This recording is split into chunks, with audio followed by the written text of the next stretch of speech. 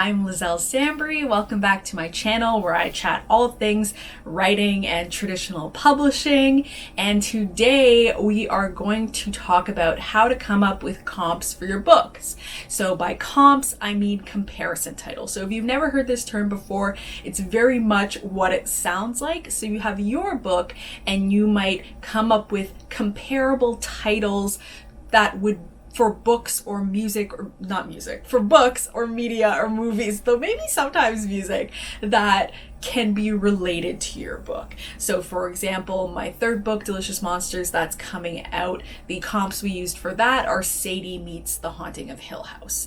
And so there are all sorts of different ways that you can use these comparison titles. In that case, it's like, they're technically two books, but it's also a book and a TV show. And so that's why I say different types of media. So there are all sorts of reasons that people want to have comparison titles available. So for example, if you are trying to get in traditional publishing and you're sending query letters out to literary agents, sometimes people want to have comparison titles there to give the agent a really quick idea of what the book is about. They might also use this in pitch contests for the same reason. People might also use comparison titles if they're submitting directly to publishers for that reason as well. And then it's also used in books as for the purposes of marketing, for giving people a really quick idea of what the book is about. Just by saying it's this thing meets this thing, people can create an idea in their head. And so in that case, books will also use that for the purposes of marketing. However, you do not need to have comparison titles. In the case of my first book, Blood Like Magic, we didn't really use comparison titles. I think there were a couple like, if you like Legendborn, then you might like this sort of thing. But really, we leaned on the pitch of the book, which was a girl either having to lose her family's magic forever or kill her first love. The pitch kind of was enough that we just kind of used that instead. And so this whole video is to help you figure out how to do that, to share my process. I will say as a caveat that I usually do this process very chaotically, very quickly, and disorganizedly in my head, but I have created a step-by-step format to help you so that you have something that is less chaotic and more that you can follow. And I thought, as my example, while I'm doing this to kind of help give you an idea of the process, I'm going to be trying to find comparison titles for my fourth book, Bear Hunt. Not the final title, but that's what I'm calling it for now. And that one's coming out in 2024. And I hadn't thought of comp titles for it. So I thought we can go through this process and I'll figure out those comp titles and it'll give you kind of an idea of how that all works. So let's go ahead and get started. Step one in this process is to brainstorm. So just sit down or stand up, I guess, if you want to stand up, and write down an exhaustive list of every piece of media, whether it's books or TV shows or movies that you can think of that are related to your book that you think could work as a comparison title. And I really encourage you to make this list as exhaustive as possible, and don't just stick to things that you've already watched or read or consumed. Sometimes I may have heard of something and it seems like it could work for my book and I haven't read it or like seen it or anything yet, but it feels like it's that concept. And so I'll write that down on the list as well. Try to get absolutely everything in there. And really, I do encourage you, as I said, not to get stuck on only things that you've actually consumed. So I'll go ahead and share the list of what I have put together, and I'll kind of tell you my reasoning for why I put that on the list, and maybe that'll give you kind of a better idea of what sort of things you might want to put on there. And also, these things don't have to be exact matches. They just need to have something you think might work. So don't get caught up on having titles that are exactly matching what your book is about. And to give you more context for this so that you understand, Bear Hunt, this book from 2024, it's a young adult, a thriller / horror in which a young girl from a wealthy Black family that owns a need-based school. So her brother has recently been let out of juvie which he was in because he has been charged with murder, and nobody else knows because he's a minor, and so he continues to go to school, and the whole family's a little bit weird about him, but they're like, okay, he's going to school with us now again. But then a student turns up dead, and she is very much like, did my brother do that? But he insists he didn't, and so for the sake really of the family and their reputation, they team up together to figure out who the real murderer is. So that's what the book is about. Sorry if that was a very exhaustive pitch. I have not perfected this pitch yet, but just to give you an idea of why these titles are coming up. So what I have on my list that I'm reading from my iPad while I'm looking down. So I put down Ace of Spades because it's a thriller and it has a school setting. I put down Small Favors by Aaron A. Craig because I thought it had a weird kind of community vibe and lots of secrets. And Power I put down, and Empire, which are 2 TV shows with powerful Black families. I put down The Endless, which I can't remember what it's about anymore, but it's a book that I had found that I thought might fit. I put down Insidious because it's a family member that's a little bit off.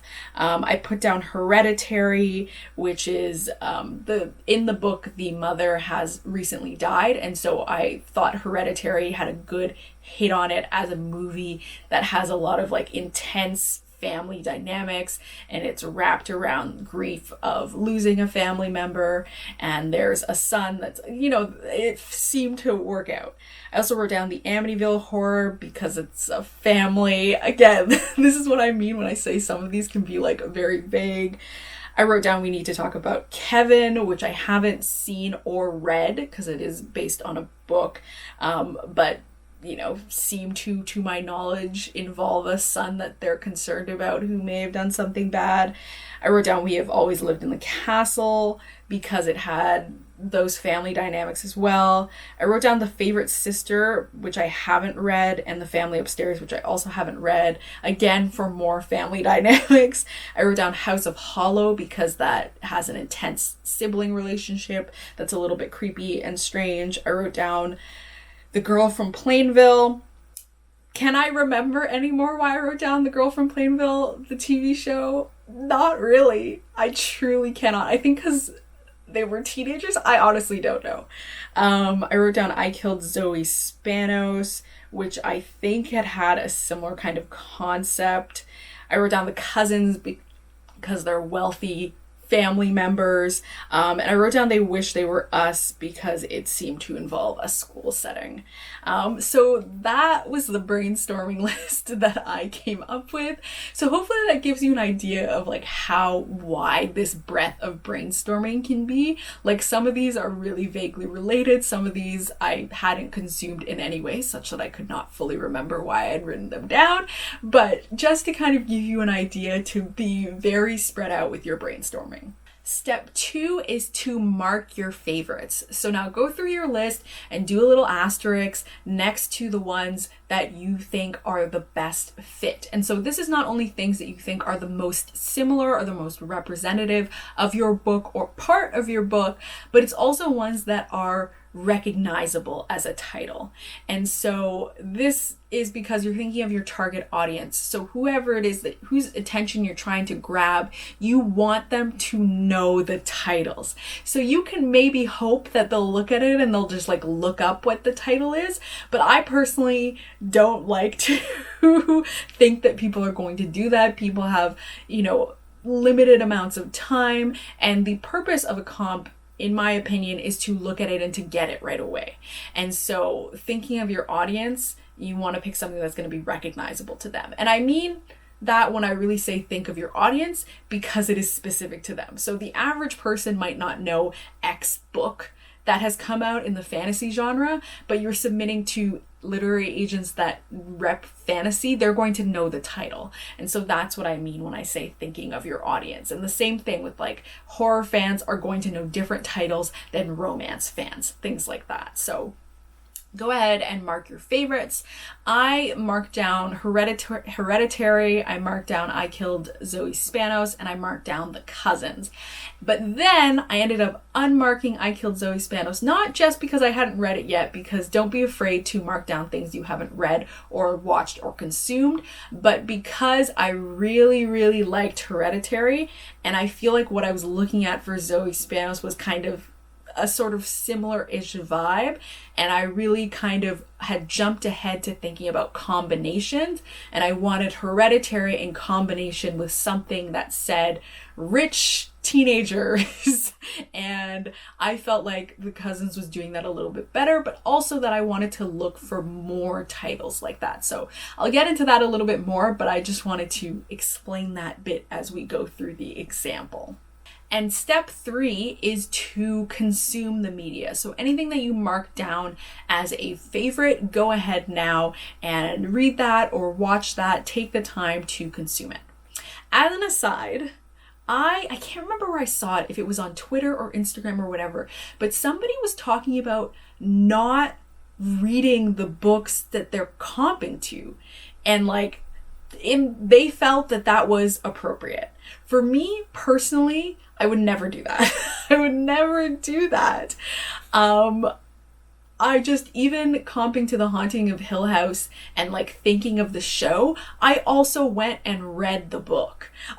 So I just feel like if you're going to compare your book to something else, you should have consumed that. You should have read the book, you should have watched the show or the movie or what have you to actually, you know, confirm that it is like yours. And not only to confirm that, but to confirm that you actually like it, which you might not need to. Sometimes a comparison title just works, and maybe you didn't like that book or like that show, but it works and other people really like it. So you're like, okay, I'm gonna use it. That's one thing.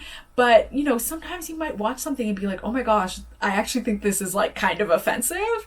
And then you could have been using that as a comp. I just feel like it could lead to a lot of very terrible, awkward situations. And in my personal opinion, if you're going to compare to something, you should have watched it or consumed it. So that's what this step is about. And please do this step. But again, if you don't want to, I don't rule your life. Do what you want, but I would recommend that. Step 4 is to consider the combinations. So this is the step that I jumped to basically from the mark your favorite step, which is why I say I do a lot of this in my head. But this is essentially the step that I had jumped forward to, which is considering how you can combine the different titles that you've now favorited and you've now consumed. How can you put these together as a comp? And something that I personally recommend when you are doing this is to not only think of things that are going to be accurate to your book, but to think of things that are interesting, that are unexpected, that kind of stand out a bit more, that you think people will read and think, oh, like that's intriguing. I don't think it's necessarily enough to just like slap two things together that are representative of your book and be like, yeah, I think you want to put together something that you think is going to get a reaction from people and be exciting to people and have them be like, oh, okay. Like, you know, someone said like, what can I think of? Like, I don't know, like Peter Pan meets Titanic. Like that's like, oh, okay. How is that word? Like, that's kind of interesting. And so that's what I mean. And again, interesting is going to be highly subjective, but that's kind of the way I think about it. And you may end up needing to do more brainstorming as a result of this. So with my own example, I really, really, really loved Hereditary for this. Hereditary, I was holding that comp up, and that really, really works well. And then, as I had said when I picked, I was like, oh, maybe The Cousins, because I had wanted something that had spoken to the family's wealth and that sort of opulence, but also could maybe speak to the school setting, but without saying dark academia, because it's really not a dark academia. And how can I make that work with Hereditary, which I think speaks really well to the horror element, speaks really well to the family dynamics and the sort of role that grief is playing in their lives during the book. So Then I ended up needing to brainstorm more because Hereditary meets The Cousins I like, but I didn't think I thought something could be more interesting. There could be something more interesting potentially, and something that maybe fit the book a little bit better, because really the only comparison to The Cousins is like rich family members, and otherwise it's not really hitting on what I want. And so then I had to do further brainstorming. And so this is how this process might work for you as well. You might have one comparison title that you think works really, really well, but the other ones you have aren't quite fitting. And so you might have to do further brainstorming and further media consumption to make sure that you're getting something that fits. So I'll share some of the brainstorming that I did to give you an idea of this. So I thought of, and not just the brainstorming, but also the combination, thinking of that combination of the two. So I thought about Gossip Girl meets Hereditary, but I didn't like that. It felt too dark academia focused. And also Gossip Girl has a sort of dynamic that the book doesn't have. And again, The Cousins meet Hereditary. I talked about that. I thought of The Inheritance Games meets Hereditary. I haven't read The Inheritance Games yet, but I was like, it's kind of like a family struggle, but it also really didn't seem to fit well with the book. I thought of The Nest meets Hereditary, but The Nest is an adult book, which I think could be fine, but I don't really want to confuse people, and it wasn't quite right. It's really more of an inheritance struggle, and I don't think of my book so much as an inheritance struggle. I thought of Bling Empire meets Hereditary. I've never watched Bling Empire, but I don't know, it's like fabulous rich people. But then I felt like that would make it seem like the book was a little bit more fabulous rich people than it actually is. And so I didn't do that. And then I also thought of Empire meets Hereditary, which I actually really liked, but I was concerned that if I used Empire, people would think the book was about music, which is perhaps not a real concern, but just to kind of give you an idea of the things that I'm thinking about when I'm working out comparison titles, when I'm doing these combinations. These are the sorts of things that I'm considering, because my audience, for me already being traditionally published and knowing this book is going to be traditionally published, my audience that I'm thinking of is readers, and readers being able to get an idea of the book. And I was just concerned that if I said Empire, it would portray the powerful Black family, the powerful Black family business, and like interpersonal drama, which I really liked, but I was just, that little music bit made me feel concerned. I also did think it was an interesting combination, like Hereditary and Empire, I thought that was an interesting combination.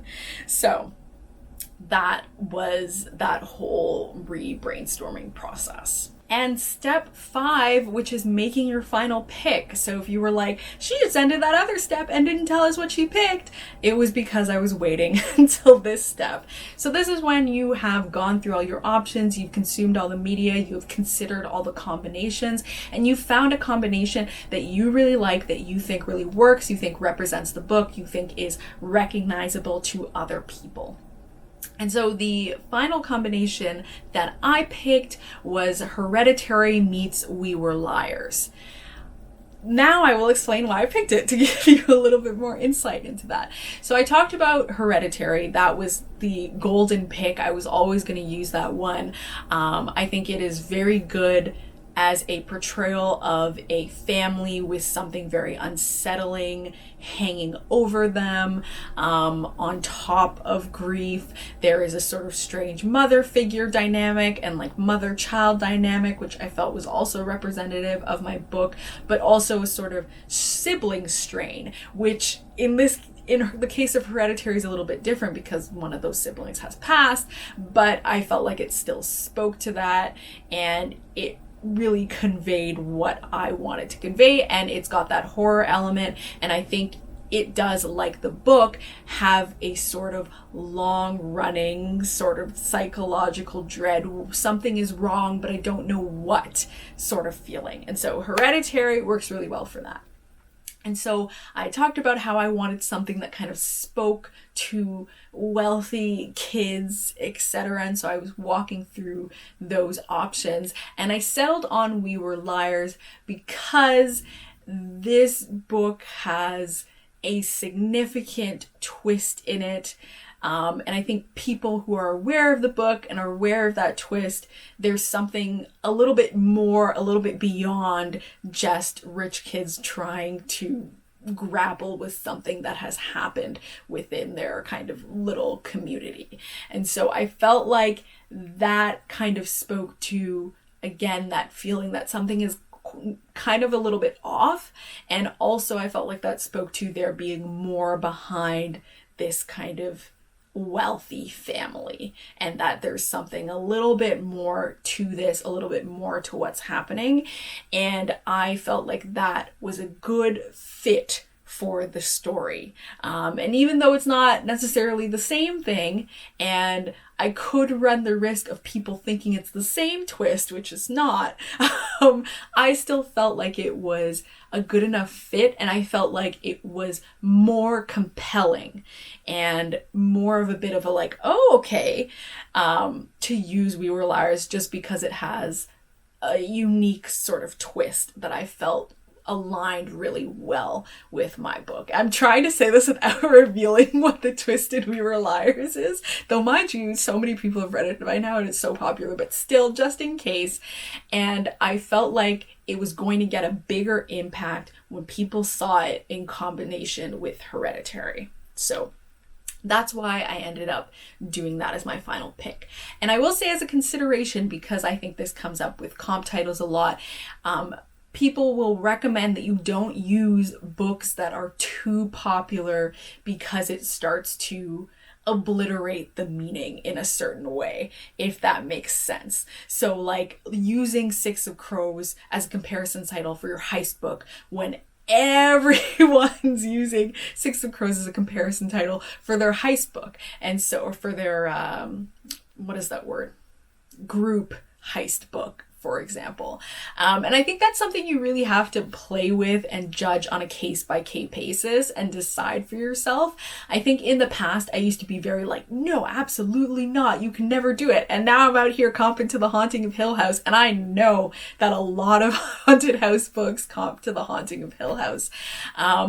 And sometimes a popular comp just works and it just gets across what you want to get across to people. So it's really up to you to decide. And I think that's why I also say things like considering the combinations, because sometimes you can have a title that's like a really popular title and it may be overused, but you put it in combination with another title and it takes on a different sort of tone or a different sort of feeling or a different sort of meaning, and it no longer feels overused in that way. So it's really up to your discretion, but I figured I would mention that because We Were Liars is an extremely popular book, though I don't know that I see people use it as a comp often. But maybe I'm just not looking at the right books. But again, like The Haunting of Hill House is a very well-used comp, for example. So just wanted to put that there as a consideration. Something else I want to talk about, continuing the process of finding comps, is to be open to other possibilities even after you've made your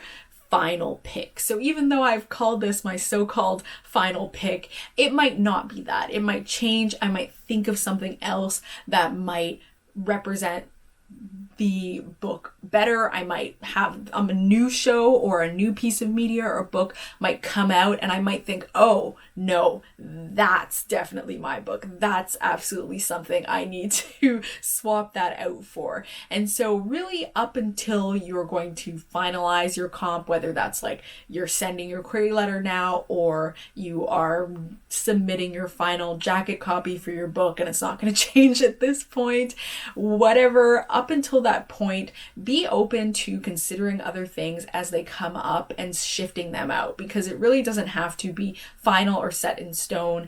And, you know, depending on your situation, for example, if you're doing self-publishing, you might have the flexibility to very much change that whenever you want as something comes out. Or if you're querying and you take a break or you just have more queries that are going to come out later, you can swap those in. So I would definitely say to be open, because sometimes something may pop up that fits a lot better and you decide to swap to that, and that's totally fine. There's otherwise no barrier stopping that for you. Or in my case, my publisher may ask for comps and I might present that comp and they might be like, no, we don't like it. So there's so many possibilities for why that might change, and being open to that can really only help you.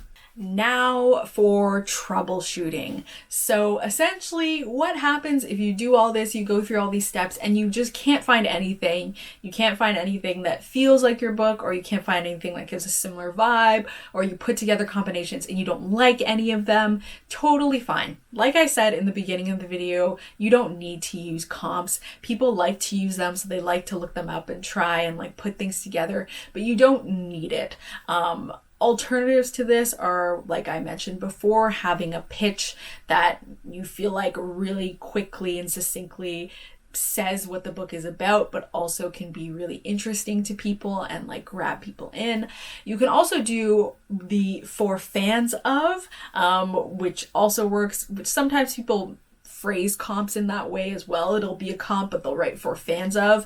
But you can write for fans of and do books that are not actually your book, but that you think if people like this book, they will probably also like your book. And so it doesn't have to be an exact match or even kind of close in that. It can just be something that you feel those audiences, it would really appeal to them. And so you can do that instead of trying to do a sort of direct comp. You can say for fans of X. And so those are some different ways that you can pitch the book or still get that really quick sort of elevator pitch type feeling, or like a quick way to represent your book in a query letter, a quick way to represent your book in a pitch contest, a quick way to represent your book on your marketing copy. So there are all different options. So don't feel like if you can't find comps, you have nothing else. You can find other ways to represent your book. And that's it for this video. I hope that this was helpful to you in trying to figure out how to get comps for your books. I hope that you'll try out this process and you'll come up with something that you're excited about, or otherwise that you'll use those troubleshooting alternatives, and that can help you pitch your book as well. And I also hope that giving you insight into doing that process myself also gave another layer of extra insight into how that might go and the sort of rationalizations you might make for why you pick titles. So that's it. If you like this video, please give it a thumbs up. If you haven't subscribed already, please subscribe, and thank you so much for watching. Bye!